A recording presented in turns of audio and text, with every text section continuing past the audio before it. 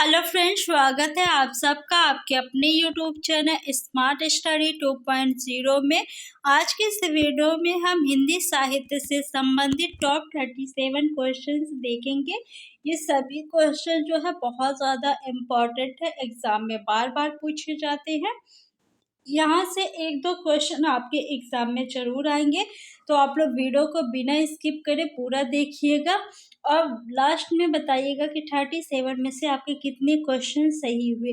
तो चलिए friends, video को स्टार्ट करते हैं। ज्ञानपीठ पुरस्कार पाने वाले हिंदी के प्रथम साहित्यकार है सुमित्रा नंदन पंत, रामधारी सिंह दिनकर, आगे महादेवी वर्मा। रामधारी सिंह दिनकर को उर्वशी रचना के लिए ज्ञानपीठ पुरस्कार मिला था और सुमित्रा नंदन पंत जी को चितंबरा रचना के लिए ज्ञानपीठ पुरस्कार मिला है। ज्ञानपीठ पुरस्कार पाने वाले हिंदी के प्रथम साहित्यकार सुमित्रा नंदन पंत जी हैं। ऑप्शन नंबर ए आपका सही है। फ्रेंड्स, आपको हर क्वेश्चन का आंसर कमेंट बॉक्स में कमेंट करके बताना है। रामधारी सिंह दिनकर को भारतीय ज्ञानपीठ पुरस्कार प्राप्त हुआ था रश्मि रथी पर, परशुराम की प्रतीक्षा पर, कुरुक्षेत्र पर, उर्वशी पर।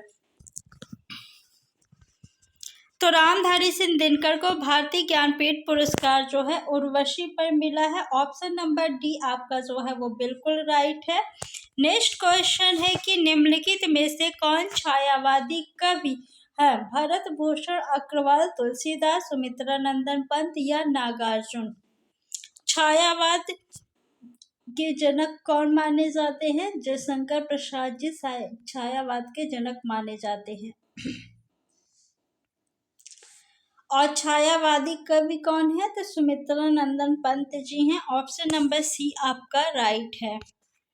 चांद का मुंह टेढ़ा है काव्य के रचयिता कौन है? भारतेंदु हरिश्चंद्र जी, भवानी प्रसाद मिश्र, गजानन माधव मुक्तिबोध या गिरजा कुमार माथुर।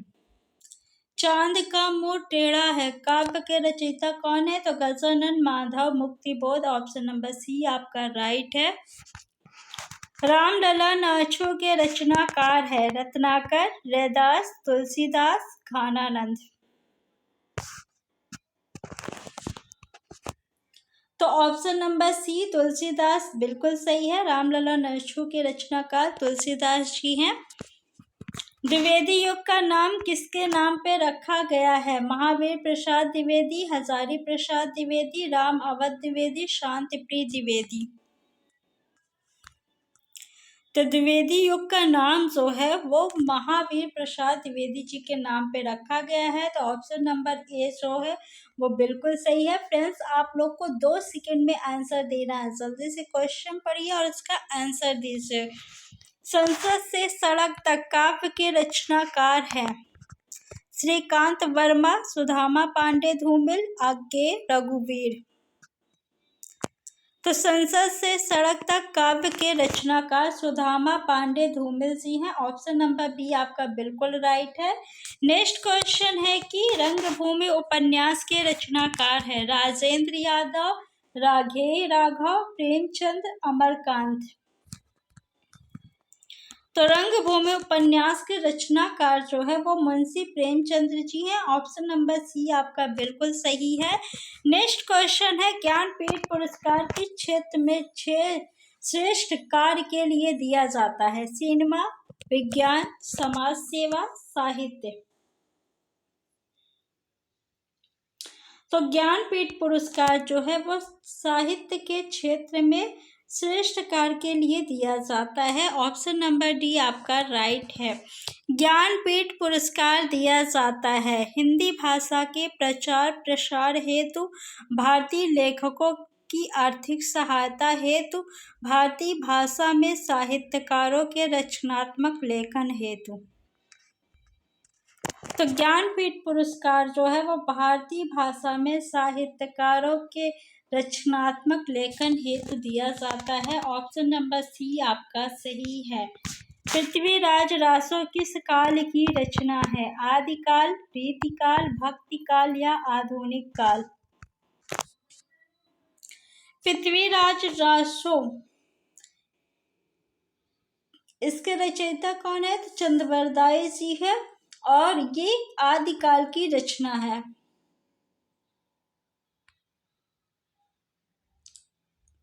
चंद्रवरदाई किसके दरबारी कवि थे? तो पृथ्वीराज चौहान के दरबारी कवि थे चंद्रवरदाई। कलम के सिपाही क्या है? आत्मकथा, रेखाचित्र, संस्मरण, जीवनी। तो कलम के सिपाही क्या है? जीवनी है। ऑप्शन नंबर 4 आपका सही है। हिंदी की पहली कहानी लेखिका का नाम है? बंग महिला, सत्यवती, चंद्रकिरण, चंद्रकांता।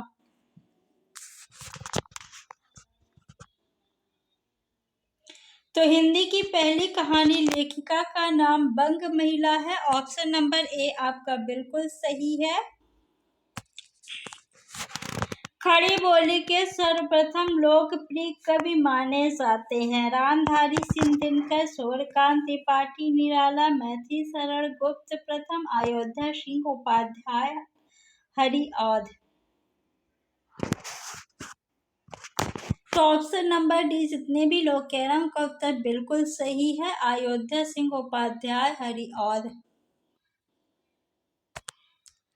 नेक्स्ट क्वेश्चन है, गोदान किसकी कृति है?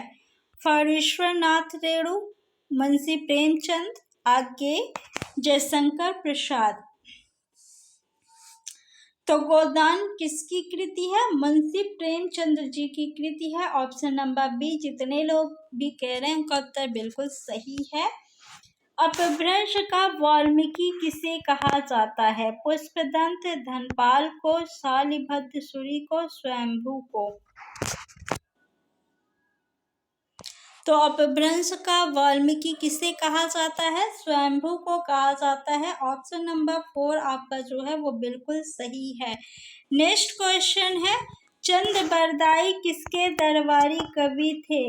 महाराजा हम्मीर के, महाराजा वृषलदेव के, महाराणा प्रताप के या पृथ्वीराज चौहान के।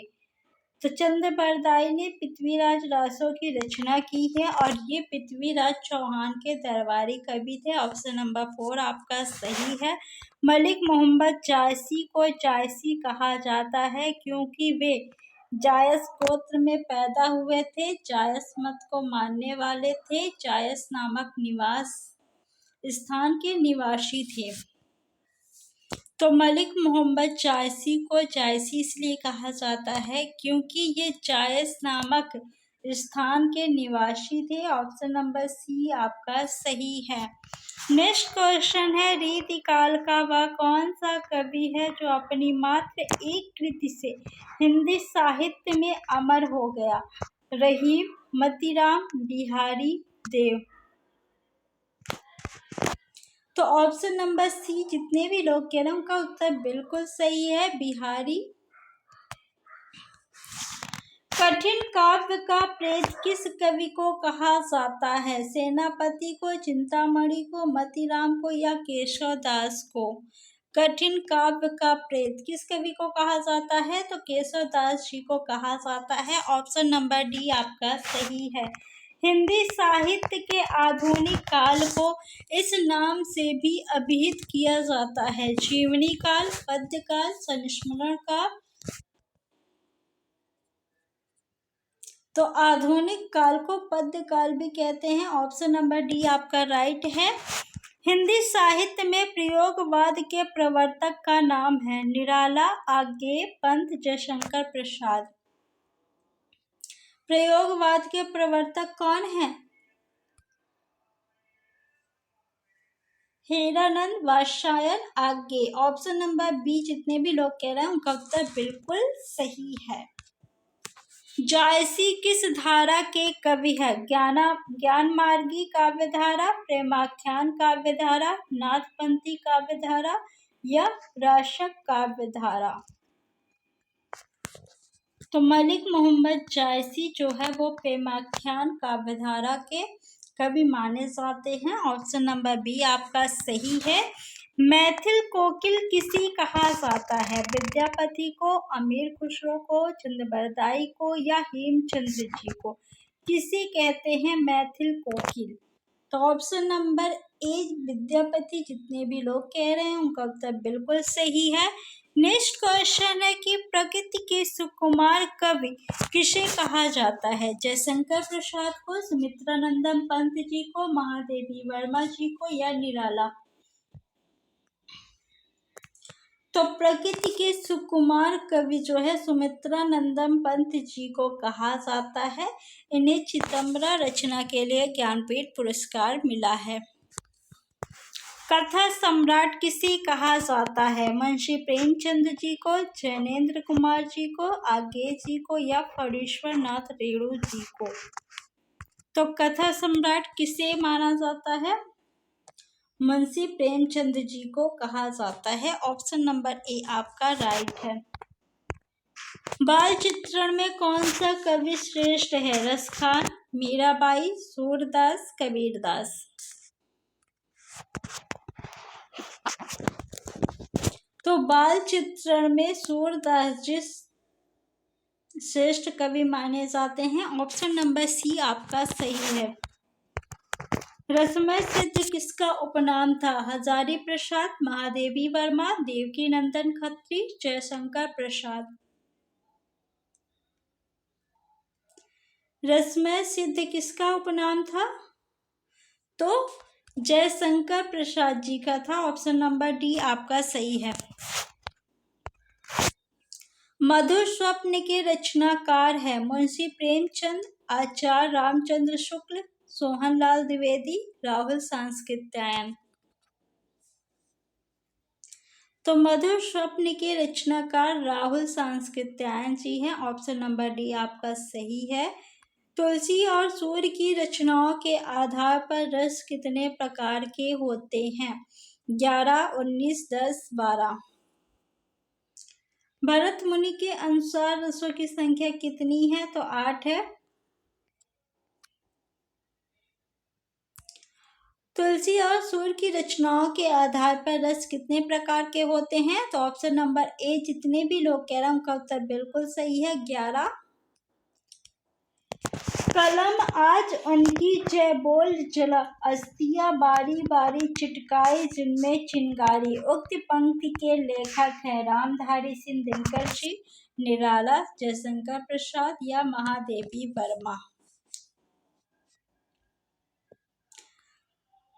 ऑप्शन नंबर ए जितने भी लोग कह रहे हैं उनका उत्तर बिल्कुल सही है, रामधारी सिंह दिनकर जी हैं।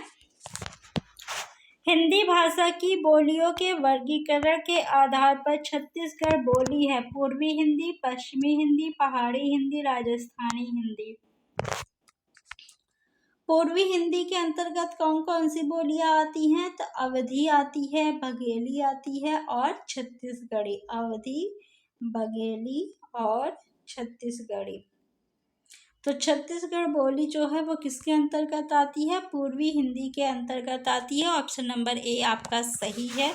हिंदी भाषा के विकास का सही अनुक्रम कौन सा है? पाली, प्राकृत, अपभ्रंश, हिंदी? प्राकृत, अपभ्रंश, हिंदी, पाली? अपभ्रंश, पाली, प्राकृत, हिंदी, हिंदी, पाली, अपभ्रंश, प्राकृत? तो पहले हिंदी आई नहीं, अपभ्रंश आई नहीं, प्राकृत आई पहले नहीं, पहले पाली आई, फिर प्राकृत आई, फिर अपभ्रंश आई, फिर हिंदी।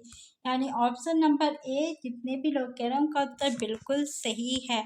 नेक्स्ट क्वेश्चन है कि हिंदी खड़ी बोली किस अपभ्रंश से विकसित हुई है? मगधी, अर्धमगधी, शौरसेनी या?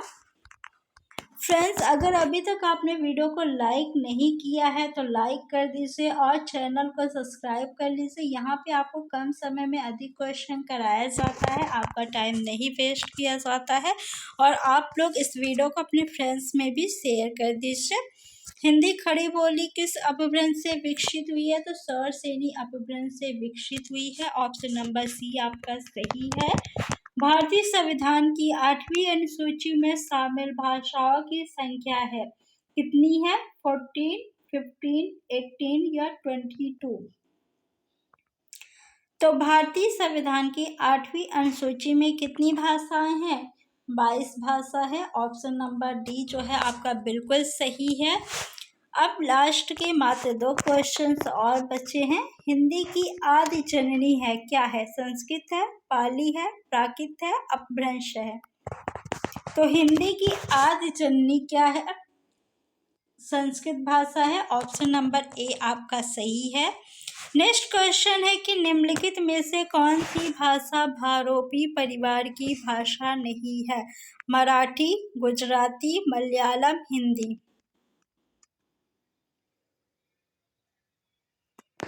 देखिए, भारोपी परिवार की भाषा जो है मराठी भी है, गुजराती भी है, हिंदी भी है, लेकिन मलयालम जो है ये नहीं है। तो ऑप्शन नंबर सी जो है आपका उत्तर हो जाएगा।